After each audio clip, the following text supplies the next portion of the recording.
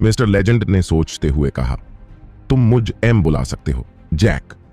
और रहा असली नाम तो मुझे नहीं पता। मेरा असली नाम किया है। बचपन से लोग मुझे उल्टे सीधे नामों से पुकारते थे, जैसे गधा, ढीला, बेवकूफ, श्रापित वगैरह वगैरह। ये कहते हुए वो हाथ पैर हिलाने लगा। उसे कुछ महसूस हो रहा था। उसने अपना कोट उतार दिया और कीड़ा उस पे कोट से निकलकर भागा। वास्तव में यही कीड़ा एम को परेशान कर रहा था। जैक्सन और रेड ने देखा कि एम की पीठ पर बहुत सारे न लिखे हैं जो 119 पर यूके हुए था। ये गिनती थी जो 1 से शुरू होकर 119 तक लिखी थी। जैक ने हैरानी से पूछा, ये तुम्हारी पीठ पर नंबर कैसे लिखे हैं? क्या इनका कोई मतलब है? एम ने कुछ सोचते हुए कहा, ये मेरे टारगेट हैं। जितने नंबर उतने शिकार। जब भी मैं किसी को मारता हूं तो निशानी के लिए अपनी पीठ पर उसका शिकार नंबर लिख लेता हूं। यहां आने से पहले मैंने सोचा था कि यह गिनती आज 120 हो जाएगी, पर अब नहीं। जैक्सन शॉक्ड था। उसे यकीन नहीं हुआ कि एम 119 लोगों का खून कर चुका हूं। जैक्सन ने कहा, लेकिन क्यों? किया तुम्हें लोगों को मारने में मजा आता है? एम ने सोचते हुए कहा, सच कहूं तो हां, मुझे लोगों को मारने में मजा आता है, लेकिन आज तक मैंने किसी भी निर्दोष को नहीं मारा। मैं उन्हीं की सुपारी लेता हूं जो खुद अपराध कर चुके हों। जैक्सन ने चिल्लाते हुए कहा, तो रेड ने कौन सा अपराध किया है जो तुम उसके पीछे पड़ गए? मिस्टर लागेंड ने रेड की तरफ इशारे करते हुए कहा, रेड ने वीरभद्र सिंह का खून किया है। रेड एक भागा हुआ अपराधी है।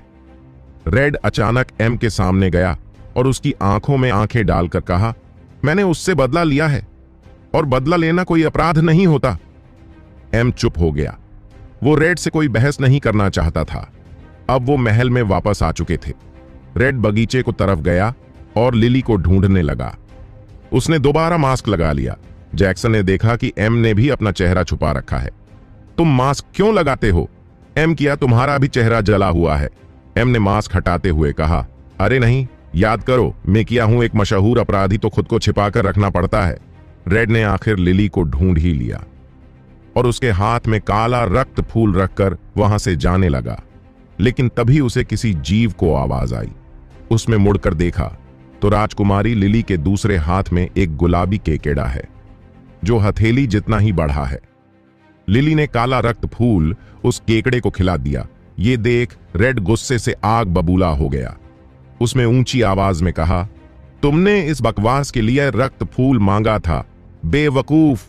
मिस्टर और जैक्सन दूर खड़े रेड को देख रहे थे। एम ने कहा, ये रेड उस बच्ची को इतना क्यों डांट रहा है? उसने जैक से पूछा, पर जैक ने उसकी बातों का कोई जवाब नहीं दिया। जैक्सन किसी को ढूंढ रहा था, किसी ऐसे को जिसे देखने के लिए उसकी निगाहें तरस रही थीं। एम समझ गया को जैक्सन कुछ ढूंढ रहा है, पर वो पूछता इससे पहले ही किसी ने जैक्सन के कंधे पर हाथ रखकर कहा, यह राजकुमारी हिना थी। तो तुम वापस आ गए? तुम्हें देखकर अच्छा लगा। और ये कौन है तुम्हारे साथ? क्या ये तुम्हारा नया दोस्त है? जैक्सन हिना को देखकर शॉक्ड हो गया। उसके दिल की धड़कन तेज हो गई। हिना का चेहरा उसके ठीक सामने था। उसकी सांसें तेज हो गईं और वो वहीं गिर गया।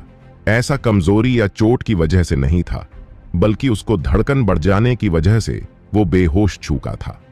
मिस्टर लेजेंड उसे पकड़ता। इससे पहले ही हिना ने जैक्सन को पकड़ लिया और उसके चेहरे को देखने लगी। उसे भी कुछ कुछ हो रहा था, पर जब उसने देखा कि बाकी लोग उसे ही घूर रहे हैं तो उसने जैक्सन को वहीं छोड़ दिया। वो वहां से लिली की तरफ चली गई। एम ने जैक्सन को संभालते हुए कहा, बहुत बढ़िया, वहां ताकत से तुमने मेरे होश उड़ा दिया और यहां लड़की देखते ही बेहोश हो गए। तुम भी ना जैक। शकुरा आइलैंड पर डीमन प्रिंस मुसीबत में पड़ चुका था। उसके सामने एक बड़ा दानव खड़ा था जिसके पास खुद को ठीक करने की शक्ति भी थी। यह एक्सट्रीम पावर स्टार का बीस्ट था। इनकी रैंक 25 से ऊपर की होती है और demon prince power star rank 15 था।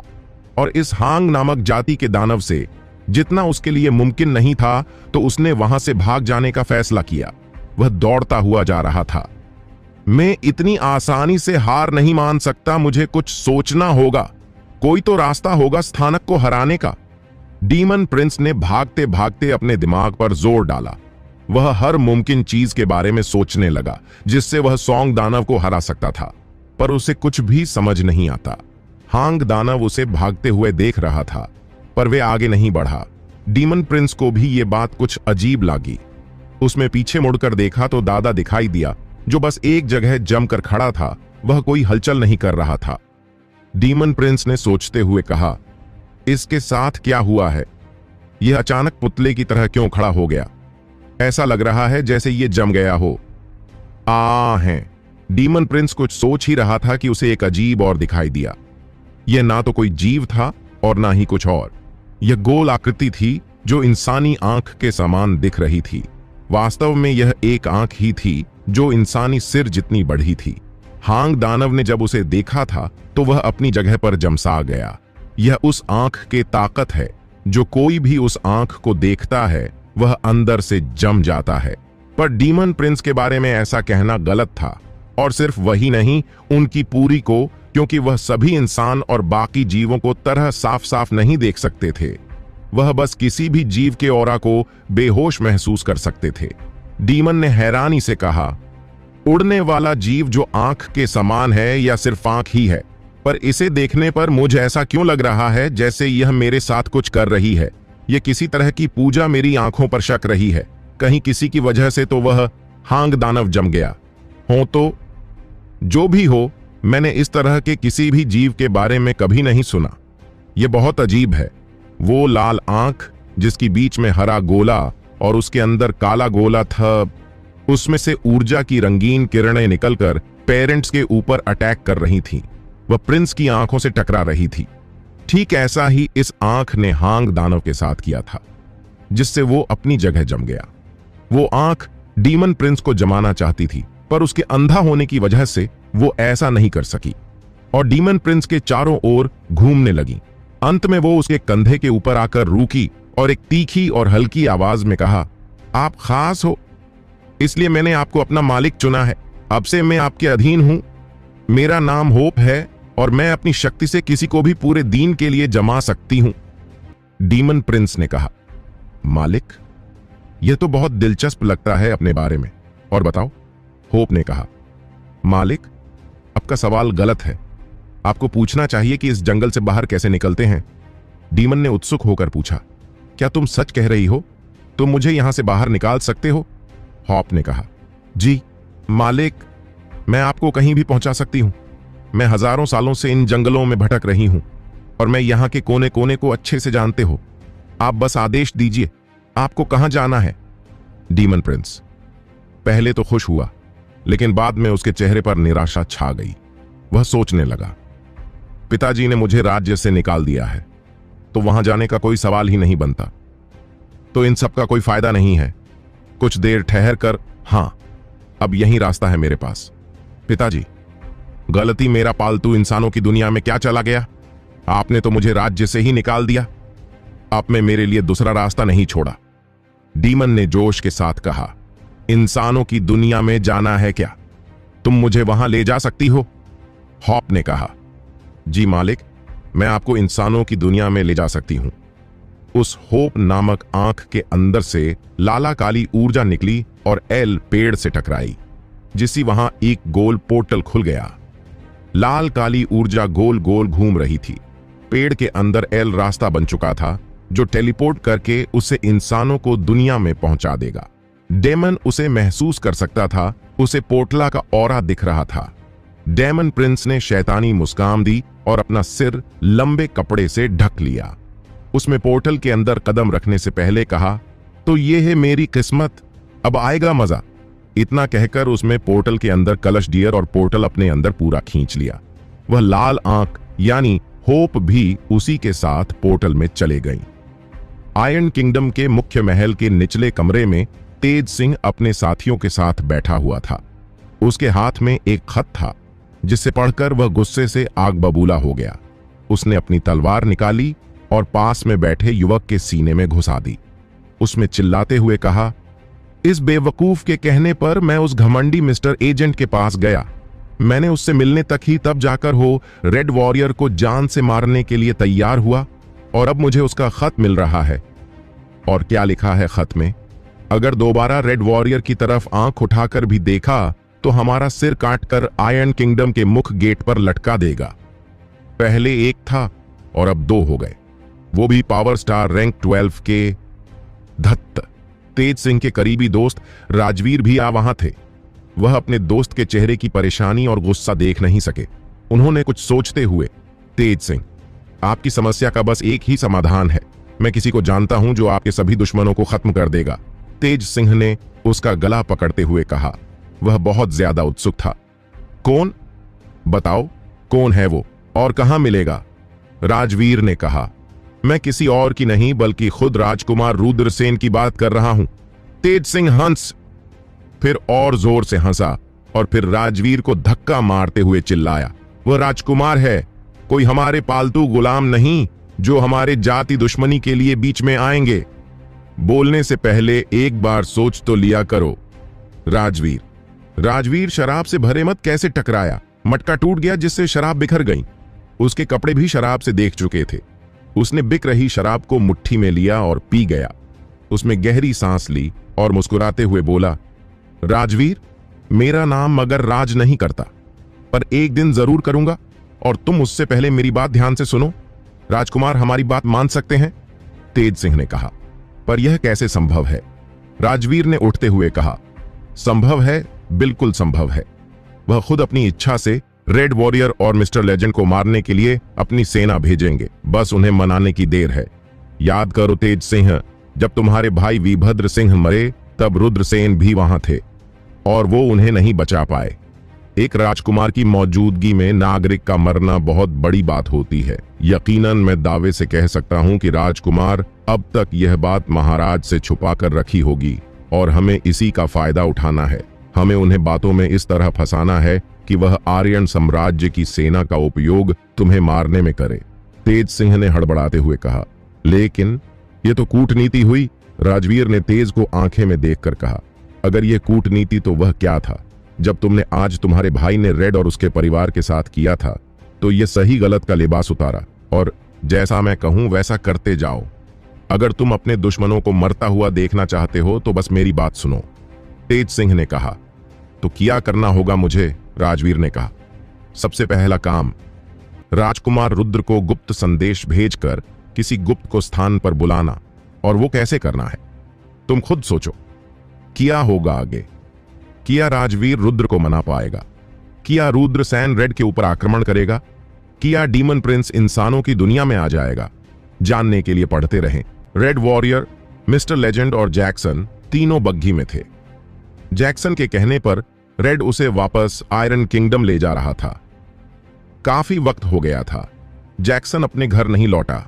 उसके घर वाले परेशान होंगे यही सोचकर जैक्सन थोड़ा चिंतित था।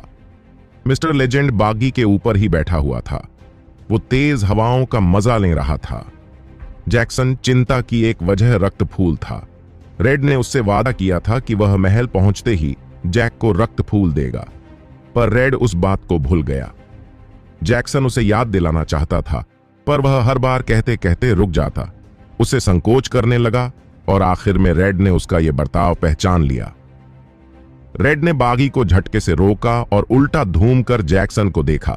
उसने गहरी सांस लेते हुए कहा, पूछो, क्या पूछना है? जैक्सन ये देख चौंक गया। उसमें हैरानी से पूछा, तुम्हारा मतलब क्या है? रेड ने कहा, अब ज्यादा बनो मत। मैं बहुत देर से देख रहा हूं कि तुम कुछ कहना चाहते हो लेकिन बोल नहीं रहे हो। बताओ किस बात की शर्म है जो भी अंदर है? बेझिझक बोलो ना। कौन सा तुम्हें खा जाऊंगा? तुम्हारी यह हरकत मुझे बहुत परेशान कर रही हो। समझ रहे हो ना इस बात? तो कहो, क्या पूछना है? जैक्सन अब भी चुप था, पर रेड के दोबारा पूछने पर उसने ऐसा समय पूरी बात बता दी। मेरे पिताजी को दिल की गंभीर बीमारी, तुम्हें कहा था कि तुम महल पहुंचते ही मुझे रक्त। इतना कहकर वो रुक गया। रेड ने चिल्लाते हुए कहा, धत, तुमने मुझे पहले क्यों नहीं याद दिलाया और इतना वक्त क्यों लगा लिया? मुझे याद है मैंने तुमसे वादा किया था और मैं उसे जरूर निभाऊंगा। मिस्टर लेजेंड सारी बातें सुन रहा था। उसमें टांगे से नीचे सिर लटकाकर कहा, आयरन साम्राज्य कुछ मेल के दूरी पर है। अगर वापस तो दुगुना समय लग जाएगा। हालांकि हमें कहीं जाने की जल्दी नहीं है, पर बेचारे जैक को है, उसे अपने घर पहुंचना है। रेड ने कहा, पर मैंने वादा किया है कि मैं उसे रक्त फूल दूंगा। मिस्टर लेजेंड ने कहा, मैंने कब कहा कि तुम अपना वादा तोड़ा? मैं तो बस इतना कहना चाहता हूं कि मामूली से रक्त फूल के लिए हमें वापस उतर जाने की जरूरत नहीं है। मेरे पास बहुत से पड़े हैं जो मेरे किसी काम के नहीं हैं, तो तुम्हें जीतने चाहिए, ले लेना। मेरा ठिकाना आयरन साम्राज्य के राजनगर की पहाड़ियों में है। तो अब चलो, और हां, आगे से बग्घी ध्यान से रोकना, मैं अभी गिरते गिरते बचा हूं। यह सुनकर रेड ने घोड़ों को वापस दौड़ाना शुरू किया। जैक्सन ने खुद से कहा, यह दुनिया कैसे है? कहां मैं सालों से एक रण छोड़ हासिल नहीं कर पा रहा हूं, और मिस्टर के पास ऐसे ही पड़े हैं जो उसके किसी काम के नहीं। जैक्सन गहरी सोच में डूबा हुआ था को तभी उसे सिस्टम का ख्याल आया। उस जो आखिर बात याद थी, मिस्टर लेजेंड को हराने पर मैसेज था। जैक्सन ने जैसे ही सिस्टम के बारे में सोचा, सिस्टम की आवाज आई और वही फॉलोग्राम स्क्रीन और उसके सभी तरह के क्वाइट दिखाई देने लगे। सिस्टम इस तरह से काम पर था, जब यूजर उसे याद करता है तो सिस्टम एक्टिव हो जाता है। सिस्टम वॉइस, यूजर का power star ranking system update किया जा चुका है। Power star rank 7, strength rank 5, power weapons empty reward 11/50, power एस्ट्रा 4/5, speed rank 6, skill point 25/100, challenge point 2/5। Power star 12 को हराने की वजह एक अतिरिक्त इनाम दर्ज किया गया है। एक रिवॉर्ड गिफ्ट बॉक्स प्राप्त हुआ। User power ranking system upgrade हो चुका है। जैक्सन सभा को ध्यान से देखने लगा। यह पहली बार था जब वह अपना पावर स्टार रेटिंग सिस्टम देख रहा होगा। अपनी रैंक 7 देखकर वह चौंक गया। बाकी यह तो उसे अधिक समझ नहीं आई, लेकिन एक चीज को वह बहुत अच्छे से जानता था, और वह था रिवॉर्ड गिफ्ट बॉक्स। जैसन को कुछ भी करने से पहले बस उसके बारे में सोचना होता था, और सिस्टम वही काम करता है। जैक्सन ने रिवॉर्ड गिफ्ट बॉक्स खोलने के बारे में सोचा। रिवॉर्ड गिफ्ट बॉक्स खोला जा रहा है। बधाई हो, पावर स्टार 10 का धनुष प्राप्त हुआ। धनुष से तीर छोड़े जाने पर तीर की गति बिजली और आग के समान होगी। जैक्सन धनुष को देखकर खुश हो गया। उसके सामने बेहतरीन सा दिखने वाला धनुष था। ऐसा धनुष वेंस्टर योद्धाओं के पास ही देखने की मिलता है, जिनमें रेड और मिस्टर लेजेंड जैसे योद्धा भी शामिल हैं। 12 मास्टर्स के द्वारा पावर स्टार रैंक के आधार योद्धा को कुछ विशेष नाम दिए गए, जैसे बेसिक वॉरियर 1 से 5 रैंक वाले, पराडम वॉरियर्स 6 से 10 रैंक वाले, वेंस्टर्स वॉरियर्स 11 से 20 खास योद्धा होते हैं जिन्हें मुख्य रूप से सेना में भर्ती किया जाता है। ड्रकोल वॉरियर्स 20 से 30 को रैंक वाले किंग्स, 30 से ऊपर की रैंक वाले, और डीमन वॉरियर्स जिन्हें ब्लाइंड वॉरियर्स के नाम से जाना जाता है, ये 10 से 40 की रैंक तक के होते हैं। जैक्सन ने धनुष को देखकर कहा, यह लाजवाब है। रेड ने एक बार फिर बग्घी रॉक दी और घूमकर जैक्सन की तरफ बैठ गया। उसमें गहरी सांस लेते हुए कहा, अब क्या पूछना है तुम्हें? जैक्सन ने कहा, नहीं, मुझे तो कुछ भी नहीं पूछना। रेड ने कहा, तो फिर बड़बड़ाना बंद करो। मुझे बार बार लग रहा है कि तुम मुझसे कुछ पूछना चाहते हो। जैक्सन सोचने लगा कि अब वे क्या जवाब दे, कि तभी उसे सामने से मिस्टर लेजेंड आते हुए दिखा, पर वे लंगड़ा रहा था। जैक ने पूछा, तुम सामने से कैसे आ रहे हो? तुम तो बग्घी के ऊपर बैठे थे। किया सफर में सैर करने निकले हो? मिस्टर लेजेंड ने चिढ़ते हुए कहा। सैर करने नहीं निकला हूं, जिसने इतनी जोर से बग्घी रोकी कि मैं झटके से सीधा आगे जा गिरा, रेड ने आह भरते हुए कहा। तो तुमसे कह कौन रहा है कि ऊपर बैठो बैठो? अंदर आराम से नहीं बैठ सकते। मिस्टर लेजेंड आह भरी और बग्घी में चढ़कर जैक्सन के करीब बैठ गया। जैक्सन ने उसके पैर पर हाथ रखते हुए कहा, किया तुम्हें दर्द हो रहा है? जैक्सन ने उसी जगह हाथ रखा जहां उसे दर्द हो रहा था, पर मिस्टर लेजर चिल्लाया नहीं। उसने बड़े ही प्यार है हाथ अपने पैर से हटाकर अलग कर दिया और मुस्कुराते हुए बोला, मैं ठीक हूं। उसकी जांघ से खून निकल रहा था और जैक्सन ने उसी जगह हाथ रखा था। मिस्टर लागेंट हंसकर ये दर्द बर्दाश्त, क्योंकि वो इससे भी ज्यादा बुरी चीज देख चुका है। उसका भी एक अतीत है, एक ऐसा अतीत जो डरवाना है। वो तीनों आयरन साम्राज्य पहुंच चुके थे। जैक्सन अपने घर की तरफ जा रहा था। रेड और मिस्टर भी उसके पीछे चले रहे थे। रेड ने कहा, एम, मेरे ख्याल से तुम्हें अब रक्त फूल लेकर आना चाहिए। एम ने हंसते हुए कहा, ठीक है, मैं अभी शाम की घाटियों में जाता हूं और बीस्ट को मारकर रक्त फूल ले आऊंगा। रेड ने हैरानी से कहा, तुम्हारा मतलब क्या है? तुमने तो कहा था कि तुम्हारे पास वो पहले से ही है। अब ये मत कहना को तुमने झूठ बोला था। मिस्टर लागेंट हंसने लगा। ये देखकर रेड ने चिढ़ते हुए कहा, तुम भी ना, अब मैं क्या जवाब दूंगा जैक को। एम ने कहा, तुम इतना क्यों सोच रहे हो, हम उससे कह देंगे कि हम मेरे ठिकाने पर जा रहे हैं और शाम तक उससे लाल रक्त फूल लाकर दे देंगे। रेड ने गहरी सांस ली और जैक्सन से झूठ बोलकर मिस्टर लागेंट के साथ चला गया। जैक्सन हैरान था कि रेड उसके साथ क्यों जा रहा है। उसे यह बात अजीब लग नहीं, पर इस बारे में ज्यादा न सोचकर वह घर के अंदर गया और अपने पिता और बहन से बात है कहने लगा।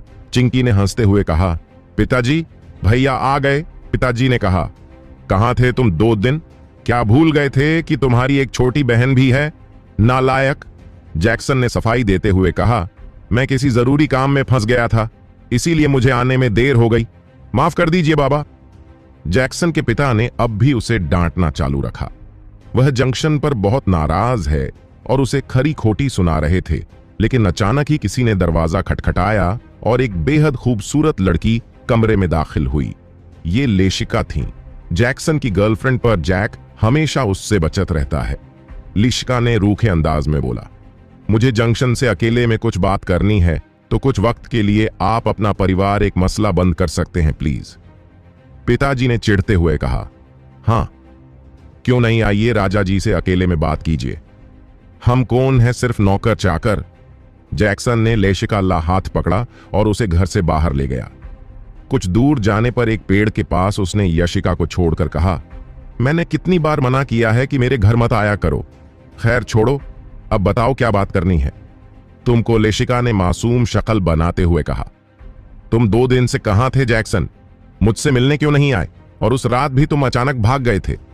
क्या अब तुम मुझसे प्यार नहीं करते? जैक्सन ने टोकते हुए कहा, तुमने फिर वही बातें शुरू कर दी। कितनी बार कहूं कि मुझे यह सब पसंद नहीं? लेशिका ने कहा। लेकिन क्यों किया, तुम मर्द नहीं हो? जैक्सन चिल्लाया। लेशिका, वो बात नहीं है।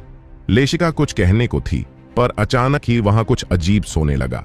वह जिस पेड़ के पास खड़े थे, उस पेड़ के अंदर से लाल काली पूजा की किरणें निकलने लगीं और देखते देखते एक गोल दरवाजा बन गया। ऊर्जा की किरण गोल गोल घूम रही थी और वो पोर्टल लेशिका को अपने अंदर खींचने लगा। लेशिका चिल्लाई। जैक्सन चिल्लाया और लेशिका का हाथ पकड़ लिया। लेशिका को वो पोर्टल अपने अंदर खींच रहा था, पर जैक्सन ने उसे कसकर पकड़ लिया। लेकिन तभी उस पोर्टल के अंदर से कोई बाहर आया। ये डीमन प्रिंस है। उसके बाहर आने से लेशिका को टक्कर लगी और वो दोनों गिर गए। जैक्सन डीमन प्रिंस को देखकर शॉक्ड था। सिर से पांव तक काला कपड़ा और एक अजीब मुखौटा जो दिखने में शैतान शक्ल लग रही थी। उसकी पीठ पर लंबी काली तलवार और काला धनुष था।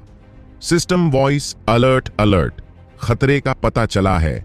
पावर स्टार 15 का डीमन वॉरियर। ये बहुत घातक और शक्तिशाली होते हैं। पोर्टल अभी भी खुला हुआ था, पर वो किसी को अपने अंदर नहीं खींच रहा था। डीमन प्रिंस होटल से बाहर आया। उसने गहरी सांस ली और जैक्सन को तरफ देखते हुए कहा, तुम वास्तव में इंसान भी हमारे जैसे दिखते हैं। जैक्सन ने उठा और उसने लेशिका को अपने पीछे किया और कहा, कौन हो तुम और पेड़ के अंदर से कैसे आ रहे हो? डीमन प्रिंस के कंधे पर एक आंख थी जिले, पलकें अभी बंद थीं। उसने पलकें खोली और कहा, हम पेड़ के अंदर से नहीं, टेलीपोर्टर से होकर आए हैं बेवकूफ। जैक्सन और लेशिका बहुत कंफ्यूज और घबरा गए। जैसे ही उन्होंने उस लाल आंख को देखा, जैक्सन और लेशिका को कुछ होने लगा। अपनी जगह से अलग नहीं पा रहे थे और अब नहीं पाए, वह पूरी तरह जम गए। उनकी आंखें और मुंह खुला रह गया। हॉप ने कहा, मालिक, इन दोनों को पोर्टल में फेंक दो, वरना लोग इन्हें देखकर हमारे पीछे आ सकते हैं। डीमन प्रिंस ने कुछ सोचते हुए कहा, शायद तुम सही कह रही हो, मुझे इंसानों से बचकर रहना होगा। इतना कहकर वो जैक्सन के करीब गया और उसे गर्दन से पकड़कर टेलीपोर्टर में फेंक देता है। इसके बाद वो लेशिका को उठाता है, लेकिन तभी वो पोर्टल अपने आप बंद हो जाता है। डीमन प्रिंस कंफ्यूज उसमें होप से इस बारे में पूछा, तो होप ने समझाते हुए कहा, पोर्टल का समय पूरा हो चुका है, इसलिए वह बंद हो गया। दोबारा खोलने के लिए मुझे थोड़ा वक्त चाहिए। डीमन प्रिंस ने सोचते हुए कहा, रहने दो, ये लड़की हमरा किया ही कर लेगी, और अगर ये किसी को बताती भी है तो कोई इसकी बातों का यकीन ही नहीं करेगा। हॉप ने उत्साह से कहा, तो चलो अब आएगा, मजा होगा, सब तबाह किया होगा आगे।